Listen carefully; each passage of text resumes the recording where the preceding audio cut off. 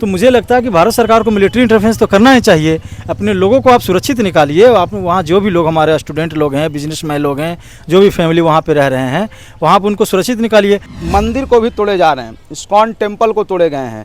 लोग भारत में भी भयभीत हैं, वहाँ के दृश्य को देख के भारतीय भी मतलब कि भयभीत हैं कि किस प्रकार से भारतीयों पे जो लोग सोच के जाते थे कि बांग्लादेश में जाते हैं पढ़ाई करते हैं, वो लोग के परिवार भी यहाँ पे भयभीत। तो भारत क्या कर रहा है, भारत की सरकार है वो क्या कर रही है? भारत की सरकार को चाहिए कि अपने जितने भी मिलिट्री फौजी हैं सबको बांग्लादेश के बॉर्डर पे छोड़ देना चाहिए और ऐसे छोड़ना चाहिए कि बांग्लादेश के जितने भी हिंदू हैं सबको निकाल के बाहर ले आए, जैसे भी हो, मार के पीट के। देखिए मंदिर मस्जिद का सवाल यहाँ पे नहीं है। सवाल होता है कि जब दंगा लोग करते हैं, लोग कानून को अपने हाथ में लेते हैं, तो न वो मंदिर देखता है, न मस्जिद देखता है, न चर्च देखता है। और ये भी नहीं देखा कि आप काले हैं, आप गोरे हैं, आप किस धर्म से हैं, किस धर्म से आप नहीं हैं, क्या आपकी क्या जाति है, आप किस कपड़ा, आप कौन सा, आपका कलर क्या, आप किस तरह का कपड़ा आप पहने हुए हैं।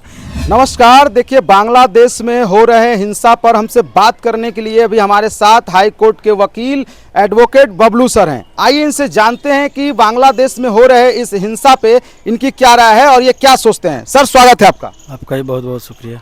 बांग्लादेश का मुद्दा आप देख रहे होंगे, आप भी भारत के नागरिक हैं और वहाँ पे हिंदुओं पे भी अत्याचार हो रहा है, तो आपका इस विषय पे क्या मानना है? देखिए कि बड़ा दुखद है कि जब किसी पड़ोसी देश के में इस तरह से जब तख्ता पलट ओवरटर्न होता है गवर्नमेंट का, और जब पब्लिक अपने लॉ एंड ऑर्डर को सड़क पर घसीटती है, तो एक बहुत गंभीर विषय हो जाता है। इसमें जो भी अफेक्टेड हो रहे हैं वो तो सारे बांग्लादेशी लोग हैं, वहाँ के जो भी लोग हैं, बहुत सारे हमारे भारत के लोग भी जो हैं कि वहाँ पे पढ़ने के लिए गए हैं, जो स्टूडेंट है, जो बिजनेसमैन हैं। तो आप चीज़ों को समझिए कि इसका कारण क्या रहा है, इसका जो फंडामेंटल जो बात रहा है कि क्या किस वजह से इस तरह से हुआ कि शेख हसीना को ओवर थ्रोन करना पड़ा, देश छोड़कर भागना पड़ा, और फिर किस पॉलिसी की वजह से इतने सारे हंगामे हुए, इतने सारे लगभग बहुत सारे मौत हो चुकी है, घरों को जलाया जा रहा है, पुलिस स्टेशन को जलाया जा रहा है, मिलिट्री बेस को जलाया जा रहा है, बहुत सारे कैदी भी वहाँ से फरार हो चुके हैं, जेल को भी तोड़ दिया गया है। तो एक गंभीर सवाल है। तो सवाल बनता है कि किस कारण हुआ। तो जब देखिए कि जब किसी भी देश में जब सत्ता पर काबिज जब लोग होते हैं और जब लंबी शासन जब चलाते हैं, तो उनको लगता है कि हमारी जो भी हम पॉलिसी बना रहे हैं वो उस पॉलिसी को जनता मानेगी और जनता को ये स्वीकार करना होगा। लेकिन शायद ये जो हुक्मराने होते हैं, जो भी प्राइम मिनिस्टर होते हैं, जो भी रूलर होते हैं, वे भूल जाते हैं कि जनता के पास क्या पावर है। क्योंकि मैं इसकी बात का समर्थन नहीं करता हूँ कि वहाँ जो भी हो रहा है, इस बात का मैं समर्थन नहीं करता, क्योंकि मुझे लगता है कि जो भी आंदोलन होना चाहिए, जो भी चीज़ें होनी चाहिए, वो लॉ एंड ऑर्डर के तहत होना चाहिए और पीसफुली होना चाहिए। लेकिन जो बांग्लादेश में जिस तरह से कानून को हाथ में लिया जा रहा है, लोगों को मारा जा रहा है, बलात्कार किया जा रहा है, हिंदुओं को टारगेटेड किया जा रहा है, और जो भी बांग्लादेशी लोगों को टारगेट किया जा रहा है, जो भी वहाँ पे रह रहे हैं वो सारे लोग अफेक्टेड हो रहे हैं, तो बड़ा गंभीर सवाल तो बनता ही है। अच्छा, वहाँ पे आपने देखा होगा कि मंदिर को भी तोड़े जा रहे हैं, इस्कॉन टेम्पल को तोड़े गए हैं। लोग भारत में भी भयभीत हैं, वहाँ के दृश्य को देख के भारतीय भी मतलब कि भयभीत हैं कि किस प्रकार से भारतीयों पे जो लोग सोच के जाते थे कि बांग्लादेश में जाते हैं पढ़ाई करते हैं, वो लोग के परिवार भी यहाँ पे भयभीत है। उस पर क्या कहिएगा? देखिए मंदिर मस्जिद का सवाल यहाँ पे नहीं है। सवाल होता है कि जब दंगा लोग करते हैं, लोग कानून को अपने हाथ में लेते हैं, तो न वो मंदिर देखता है, न मस्जिद देखता है, न चर्च देखता है। और ये भी नहीं देखा कि आप काले हैं, आप गोरे हैं, आप किस धर्म से हैं, किस धर्म से आप नहीं हैं, क्या आपकी क्या जाति है, आप किस कपड़ा, आप कौन सा, आपका कलर क्या, आप किस तरह का कपड़ा आप पहने हुए हैं। देखिए दंगाई का कोई जात धर्म नहीं होता, वो उसके आवेग में जो होता है, वो जो भी आता है उसको सबको लपेट लेता है। तो आप देखिएगा कि सिर्फ ये मंदिर तक ही सवाल नहीं है, मंदिर को तोड़ा जा रहा है, मंदिर पर टारगेटेड किया जा रहा है, सारे चीज़ों को टारगेट किया जा रहा है, लोगों को बेरहमी से मारा जा रहा है, लोगों को मारकर टांग दिया जा रहा है। यहाँ तक कि वहाँ के जो फौजी लोग हैं, वो भी वहाँ के जो मुजीबुर रहमान, जो बंगा बंधु जिनको बांग्लादेश का कहा जाता है, जिनको बांग्लादेश की आज़ादी में बहुत बड़ा रोल रहा है, उनकी मूर्ति को, उनके स्टैच्यू को तोड़ा जा रहा है। तो आप इस चीज़ सिंपल सा समझिए, इसमें तो भारत सरकार को एक्शन लेना चाहिए।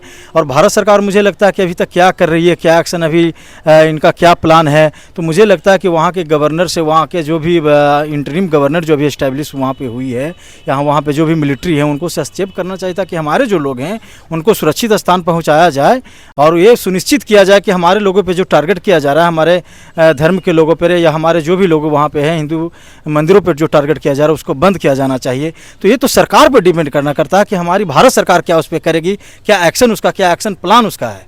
अभी जो हिंदू हैं वो अपने घर छोड़ के भाग रहे हैं। कई ऐसा वीडियो देखा गया जिसमें कि एक जगह एकत्र हैं, बहुत सारे क्रिकेटर जो हैं, बड़े बड़े वहाँ के जो लोग हैं, उनका घर जो जला दिया गया है।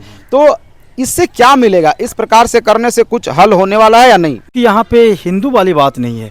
देखिए किस वजह से वहाँ पे एक पॉलिसी की वजह से रिजर्वेशन जो 30% दिया गया था, कि पॉलिसी पास हुई थी बांग्लादेश के पार्लियामेंट में कि 30% जो रिजर्वेशन रहेगा, जो वैकेंसी में रहेगा सरकारी नौकरी में, वो जो आज़ादी की लड़ाई लड़े हैं उनके बच्चों को दिया जाएगा, उनके फैमिली को दिया जाएगा। और उनके उस पॉलिसी के पीछे उसका जो इंटेंशन आप देखिए शेख हसीना का, कि उनके सारे लोग ही, उन्हीं के लोग ही आज़ादी की लड़ाई में शामिल रहे हैं।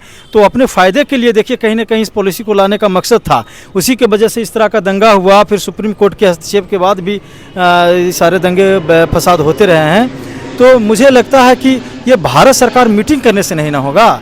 आप इतना दिन हो चुका है, लगभग 15 से 20 दिन होता जा रहा है, और शेख हसीना भारत चूँकि भी आ चुकी है, तो भारत सरकार को मीटिंग करने से नहीं होगा। भारत सरकार को अपना कोई एक्शन प्लान तैयार करना चाहिए और वहाँ पे एक्शन लेने की ज़रूरत है। या तो फिर आप इंटरफेरेंस कीजिए वहाँ के गवर्नमेंट से, जो इंटरिम गवर्नमेंट एस्टेब्लिश है उससे आप बात कीजिए, मिलिट्री से बात कीजिए, वहाँ के जनरल से बात कीजिए, तभी कुछ होगा। सिर्फ आप बता रहे थे अभी कि शेख हसीना जो पॉलिसी पास हुआ है उसमें शेख हसीना को ही ज़्यादा प्रॉफिट था, क्योंकि उनके ही सारे।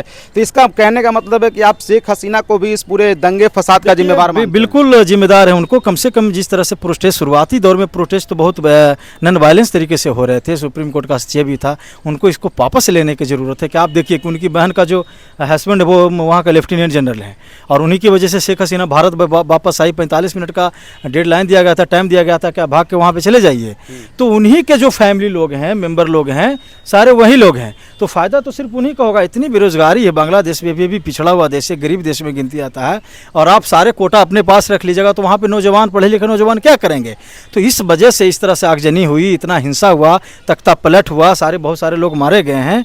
और इस तरह से सड़क पे जो माहौल चल रहा है, तो बड़ा इसके पीछे तो शेख हसीना ही जिम्मेदार है ना। She is responsible for all the things जो वहाँ हैपन्स हुआ है, सब उसके लिए तो शेख हसीना ही जिम्मेदार है। लोगों का कहना है कि जो भारत क्या कर रहा है, भारत की सरकार है वो क्या कर रही है। भारत की सरकार को चाहिए कि अपने जितने भी मिलिट्री फौजी हैं सबको बांग्लादेश के बॉर्डर पे छोड़ देना चाहिए, और ऐसे छोड़ना चाहिए कि बांग्लादेश के जितने भी हिंदू हैं सबको निकाल के बाहर ले आए, जैसे भी हो, मार के पीट के। क्या आपको ये सही लगता है जो जनता इस तरह का डिमांड कर रही है? इंदिरा गांधी की जब पूर्वी पाकिस्तान, चूँकि बांग्लादेश पहले पूर्वी पाकिस्तान था, पाकिस्तान का हिस्सा था, वहाँ पे इस तरह से हिंदुओं के साथ खुलेआम कत्लेआम हो रहे थे, वहाँ के लोगों के साथ हो रहे थे। तो वहाँ के लोगों ने भारत से अपील किया था, और भारत का एक्शन, मिलिट्री एक्शन देखिए कि पूर्वी पाकिस्तान को नया एक देश बना दिया गया, और उसकी उपज थी शेख हसीना, रहमान, या जो भी सारे जो लोग थे उसकी उपज था।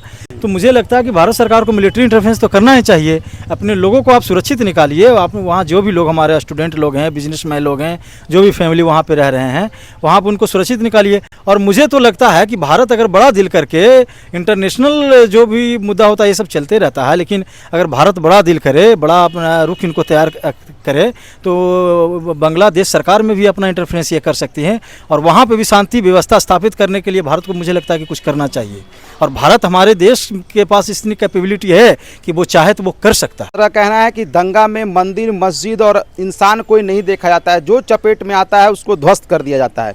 यही बात मैं भी कहना चाहूँगा। लेकिन जो पब्लिक जो है वो इंडियन गवर्नमेंट से जो कयास लगा रही है कि इंडियन गवर्नमेंट कुछ ऐसा करे कि वहाँ से हिंदुओं को लेके आए, लेकिन ऐसे करना बहुत ही मुश्किल होता है, क्योंकि ज़रूरी नहीं कि आप सिर्फ हिंदू के लिए ही लड़ सकते हैं। बाकी आप लोग क्या सोचते हैं कमेंट सेक्शन में ज़रूर लिखिएगा। धन्यवाद।